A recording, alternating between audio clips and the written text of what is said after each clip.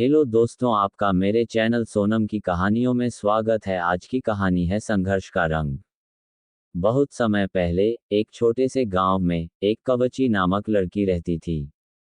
वह बहुत ही संजीदगी से अपने काम में लगी रहती थी और सपने देखने की क्षमता रखती थी। उसका सपना था कि वह एक दिन एक बहादुर कवची बने और लोगों की सेवा करें। परंतु उसके रास्ते में कई संघर्ष आए। वह लड़की छोटी और कमजोर थी और इसलिए उसे शारीरिक तौर पर मजबूती की आवश्यकता थी। उसने नियमित रूप से संघर्ष करने का निर्णय लिया और खुद को अपने लक्ष्य की प्राप्ति के लिए प्रशिक्षित करने के लिए मेहनत की।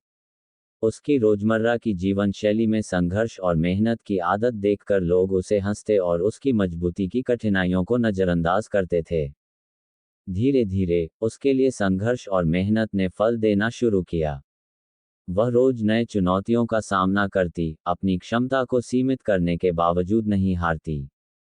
उसकी आत्मविश्वास और संघर्ष की भावना ने उसे बड़े ऊंचाइयों तक पहुंचाया।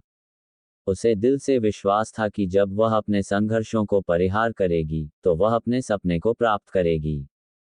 एक दिन, एक महान संघर्ष के बाद, उसने अपने लक्ष्य को पूरा कर लिया। वह एक विख्यात कवची बन गई और अपने लोगों की सेवा करने लगी। उसकी मजबूती, संघर्ष और मेहनत ने उसे एक आदर्श बना दिया। लोग उसे प्रेरणादायक मानते थे और उसकी कहानी को उनके लिए एक संदेश के रूप में देखते थे।